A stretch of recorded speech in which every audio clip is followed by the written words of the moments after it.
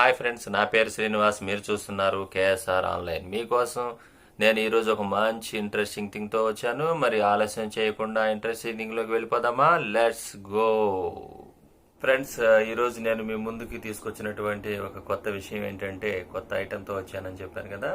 ఆ కొత్త ఐటెం ఏంటంటే హోండా యూనికార్న్ బైక్ అనమాట. Honda unicorn bike 150cc bike గురించి ఈరోజు మీకు నేను ఎక్స్ప్లెయిన్ చేయబోతున్నాను.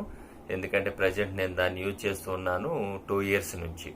కాబట్టి దాని మీద రివ్యూస్ ఇస్తాను. ఎవరన్నా మీకు ఇంట్రెస్ట్గా ఉన్న వాళ్ళు తీసుకోవడానికి ప్రయత్నించండి. ఓకే, 150cc బైక్స్ సెగ్మెంట్లో బెస్ట్ బైక్ అని చెప్పొచ్చు అనమాట. ఇది అన్ని ఫీచర్స్ ఉన్నాయి. BS4 టెక్నాలజీతో నడుస్తుంది ఇప్పుడు నేను తీసుకున్నటువంటి బైక్. మరి ప్రజెంట్ అయితే BS6 కూడా వచ్చింది. BS4 BS6 అనమాట. BS4 వచ్చేసి నేను తీసుకున్నాను already 2 years back. Present BS6 bike వచ్చేసింది. కాబట్టి అసలు ముందు ఈ BS6 BS4 అంటే ఏందో ముందు తెలుసుకుందాం. ఆ తర్వాత నెక్స్ట్ మనం రివ్యూలోకి వెళ్దాం. ముందుగా మనకి బైక్స్ సెగ్మెంట్స్లో 2 types ఉంటాయి. 100cc బైక్స్ ఉంటాయి, 150cc ఉంటుంది, 160 ఉంటుంది, అలానే 180 ఉంటుంది, 220 ఉంటుంది, 350 అంటే బుల్లెట్ అంటాం కదా మనం, అలా 350 కానీ ఇంకా చాలా ఉండేవి. ఎక్కువ సీసీ ఉన్నవి కూడా ఉన్నాయన్నమాట. మనం రాయల్ ఎన్ఫీల్డ్ అని చెప్పేసి అంటా ఉంటాం కదా, ఇవన్నీ ఎక్కువ సీసీతో కూడుకున్నవి. సీసీ అంటే ఏం లేదు, ఎక్కువ పవర్ అనమాట, క్యూబిక్ ఇదనమాట. కాబట్టి మీరు జనరల్గా మనం అందరం తీసుకునేది 100cc ఒకటి, 150cc తీసుకుంటా ఉంటాము. ఇంకా స్టూడెంట్స్ అట్లాంటి స్పోర్ట్స్ బైకులు అలాంటి ఇంకా సీసీస్ ఎక్కువ ఉంటాయి అనమాట. దాని గురించి మనం తర్వాత తెలుసుకుందాం. ముందు ఏంటంటే 150cc బైక్ గురించి నేను తీసుకున్నాను కాబట్టి దాని గురించి మీకు వివరిస్తాను. దాంట్లో భాగంగా BS4 టెక్నాలజీ అంటే ఏంటి, BS6 టెక్నాలజీ అంటే ఏంది అని చెప్పేసి మీకు తెలియజేస్తాను. BS4 టెక్నాలజీ అసలు ఈ టెక్నాలజీ ఏంటి అంటే, భారత్ స్టేజ్ ఎమిషన్ స్టాండర్డ్ అని ఒక సంస్థ ఉందన్నమాట ఇండియాకి, గవర్నమెంట్కి సంబంధించి. ఆ గవర్నమెంట్ సంస్థ BES అంటారు, BSES అంటారు అనమాట దాన్ని. BSES Bharat stage emission standards అని ఒక గవర్నమెంట్ సంస్థ ఉంది. వాళ్ళు దాని ప్రకారం పొల్యూషన్ అనేది ఎంత స్టాండర్డ్స్లో ఉండాలి అని నిర్ణయిస్తారనమాట. అలా నిర్ణయించిన ప్రకారం కనుక మన బైక్స్ ఎమిట్ చేసేటటువంటి, అంటే ఆ యొక్క స్మోక్లో, ఆ పొగలో వచ్చేటటువంటి గ్యాసెస్ ఉంటాయి కదా, డిఫరెంట్ గ్యాసెస్ ఉంటాయి అనమాట. ఆ నైట్రస్ ఆక్సైడ్ అని కానీ, లేకపోతే ఇంకా దుమ్ము ధూళి, ఇంకా మొత్తం ఆ కణాలు కానీ వచ్చే అన్నీ కూడా మనకి హాని కలిగించేవన్నీ ఉంటాయి కదా, అవన్నీ కూడా ఇంత స్టాండర్డ్లో ఉండాలి అని చెప్పి చెప్తారు. ఆ స్టాండర్డ్ ప్రకారం ఉంటేనే బైక్ని రిలీజ్ చేయనిస్తారు, లేకపోతే రిలీజ్ చేయరనమాట. అలా రిలీజ్ అవుతూ ఉన్నాయి. ఫస్ట్ వచ్చేసి 2000 ఇయర్లో స్టార్ట్ చేశారు. BS1 అని చెప్పి స్టార్ట్ చేశారు. ఇండియా 2000 అంటారు దాన్ని. దాని తర్వాత BS2 BS3 వచ్చేసి 2005 2010 సంవత్సరాల్లో వచ్చింది. తర్వాత BS4 వచ్చేసి 2017 సంవత్సరంలో రిలీజ్ చేశారు. ఇప్పుడు మొన్న ఏప్రిల్ 1వ తారీఖు నుంచి 2020 నుంచి మాత్రం BS6 టెక్నాలజీ వాడాలని చెప్పారు. అంటే అంతకు ముందు ఉన్నాయి వాడవచ్చు, కాబట్టి ప్రజెంట్ రిలీజ్ అయ్యే మొత్తం కూడా BS6 టెక్నాలజీతోనే వస్తాయి. ఇది 2020 ఏప్రిల్ 1వ తారీఖు నుంచి వచ్చే వాహనాలన్నీ కూడా, cars or bikes, diesel or petrol ఏవైనా సరే BS6తోనే రావాలి, రిలీజ్ అవ్వాలని చెప్పేసి ఒక కండిషన్ పెట్టారు మన గవర్నమెంట్ వాళ్ళు. కాబట్టి ఇక నుంచి తీసుకునే వాళ్ళందరూ కూడా ఆ బైక్ తీసుకుంటే, BS6 తీసుకుంటే బాగుంటుంది.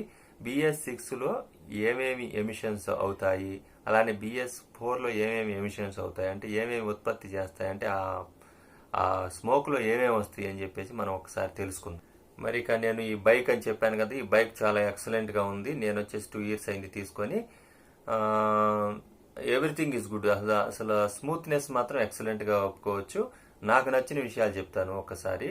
ముందు షాక్ అబ్జార్బర్స్ ఉంటాయి అనమాట. ముందు చక్రానికి షాక్ అబ్జార్బర్స్ ఉంటాయి కదా, ఎక్సలెంట్ అనమాట. మీరు ఎప్పుడు కూడా బైక్ ఇలా నడుపుతున్నప్పుడు ఇలా ఇలా ఇలా ఇలా ఇలా ఇలా ఎప్పుడు కూడా అనదనమాట. అంటే మీరు బాగా రాళ్ళు ఉన్నటువంటి రోడ్లో వెళ్తున్నారనమాట. అంటే బాగా రాళ్ళు ఉన్నాయి, రాళ్ల మీద ఎక్కుతుంది, ఇలా ఇలా ఇలా, అసలు బండి అలా అనదు. మీ చేతులు ఇలానే ఉంటాయి, దాని షాక్స్ మాత్రం ఇలా ఊగుతూ ఉంటాయి.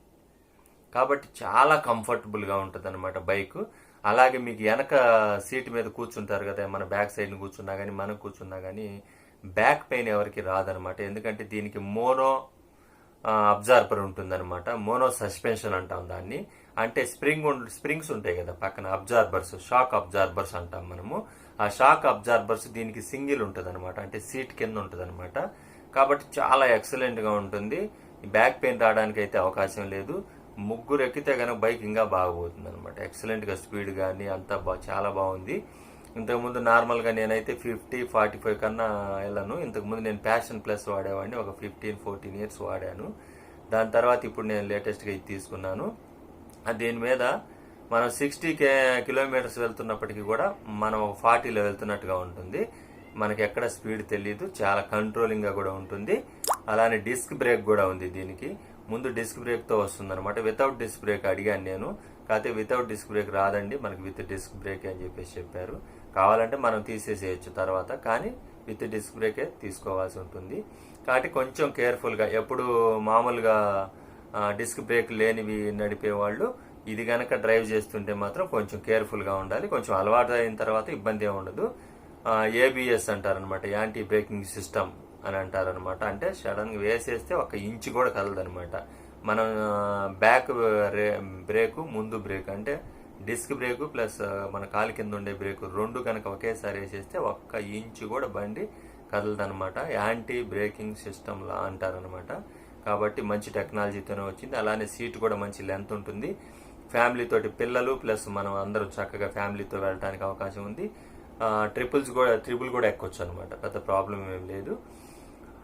స్పీడ్ అందుకోవటం కూడా చాలా ఫాస్ట్గా అందుకుంది. గేర్ మనకి 2 టైప్స్ ఉంది, అంటే ఏంటి, కిక్ రాడ్ ఉంది ప్లస్ సెల్ఫ్ స్టార్టర్ కూడా ఉంది. ప్లస్ డిజిటల్ ఎనలాగ్ మీటర్ లేదు ఇందులో. డిజిటల్ అంటే నంబర్స్ వస్తాయి కదా మనకి, స్పీడ్ వచ్చేసి 75, 60, 55 అని స్పీడ్ డిజిటల్ మన వాచ్లో నంబర్స్ వస్తాయి. అలా లేదు దీనికి. మామూలు ఓల్డ్ మోడల్ టైప్లోనే ఇది ఉంటుంది కదా, ముళ్ళు ఉంటుంది కదా, ఆ ముళ్ళే చూపిస్తుంది అనమాట. అంటే ఓల్డ్ మీటరే, కానీ చాలా ఎక్సలెంట్గా ఉంటుంది. మనం కార్లో డిజిటల్ మీటర్ ఉంటుంది చూసారా, అలా చూసినట్టు అనిపిస్తుంది మనకి. మనం ఒక కార్లో కూర్చున్నప్పుడు ఏ విధంగా అయితే ముందు ఎనలాగ్ మీటర్ అంటారు దీన్ని, ఈ ఎనలాగ్ మీటర్స్ ఏ విధంగా కనిపిస్తాయో మనకు అలా కనిపిస్తూ ఉంటాయి. చాలా ఎక్సలెంట్గా ఉంది బైక్ అయితే మాత్రం. అలానే పెయింట్ కూడా చాలా స్టడీగా ఉంది. ఇంతకుముందు నేను ప్యాషన్ ప్లస్ వాడాను, జస్ట్ కొంచెం బురదలో అలా తిరగగానే దాని పెయింట్ తుప్పు పట్టిపోయేది. ఇది తుప్పు పట్టడం, ఆ పెయింట్ ఊడిపోవడం అనేది చాలా తక్కువగా అనిపించింది నాకు. నా వరకు అయితే నేను గమనించింది అయితే అది చాలా బాగుంది. స్మూత్గా, అసలు సౌండ్ అయితే అసలు తెలియదు అనమాట. బైక్ మనం 60లో వెళ్తున్నా కానీ మనం ఏదో 40-20లో వెళ్తున్నట్టు ఉంటుంది. పక్కన వాళ్ళకి కూడా సౌండ్ అసలు వినిపించదు, అంత ఎక్సలెంట్గా ఉంది బైక్ మాత్రం. ఇంకా దీంట్లో గుడ్ ఫీచర్స్ ఏంటి అంటే 13 లీటర్స్ కెపాసిటీ ట్యాంక్ ఇచ్చారు. 2 లీటర్స్ అయితే రిజర్వ్లో ఉంటుంది. ఇంకా వచ్చేసి కార్బొరేటర్ కానీ, తర్వాత లెంత్ ఆఫ్ ది సీట్ కానీ, స్టాండ్ కానీ, హైట్ కానీ, తర్వాత వీల్ బేస్ కానీ, తర్వాత గ్రౌండ్ క్లియరెన్స్ కానీ అన్నీ ఎక్సలెంట్గా ఉన్నాయి అనమాట. తర్వాత మీ అందరూ అనుకుంటా ఉంటారు, ముఖ్యంగా అసలు విషయం చెప్పలేదు. ఏంటంటే అసలు విషయం మీరందరూ అనుకునేది అంటే మైలేజ్ గురించే కదా. కాబట్టి 100cc బైక్ వచ్చేసి మనకి ఒక 60 కిలోమీటర్ల మైలేజ్ రావచ్చు. అది సిడి డాన్ కానీ, సిడి 100 కానీ, తర్వాత వీళ్ళదే హోండా వాళ్ళదే ఉంది కదా హోండా షైన్ కానీ, ఇవన్నీ కూడా 60 కిలోమీటర్స్ లేదా 65 రాదు నాకు తెలిసి. ఒకవేళ 65 రావచ్చేమో. కానీ ఇది 150cc కదా, 150cc అబౌవ్ 50 వచ్చిందంటే చాలా గ్రేట్ అనమాట. 50 కిలోమీటర్స్ మాత్రం పక్కాగా లోకల్లో నేను టెస్ట్ చేశాను అనమాట. నాకు 52 కిలోమీటర్స్ వస్తుంది లోకల్లో. అంటే నేను మా ఊర్లో కానీ లేదా సత్తెనపల్లి కానీ లోకల్లో గేర్స్ మనం చేంజ్ చేస్తూ ఉంటాం కాబట్టి ఆయిల్ అనేది ఎక్కువ తీసుకుంటూ ఉంటుంది. కాబట్టి ఎక్కువ ఆయిల్ అంటే 52 కిలోమీటర్స్ నాకు వచ్చింది. 52 అంటే 150ccలో చాలా గ్రేట్ అనమాట. తర్వాత వాడు ఇవ్వడం మైలేజ్ వచ్చి 60 కిలోమీటర్స్ ఇచ్చారు. ఏది BS4కి అయితే మనకి ఇచ్చింది వాడు 60 కిలోమీటర్స్. ఫస్ట్ నేను టెస్ట్ చేశాను అనమాట. ఇక్కడ నుంచి నాగార్జున యూనివర్సిటీకి వెళ్ళాను. దాదాపుగా నాగార్జున యూనివర్సిటీ వచ్చేసి 50 కిలోమీటర్స్, 60 కిలోమీటర్స్ ఉందన్నమాట.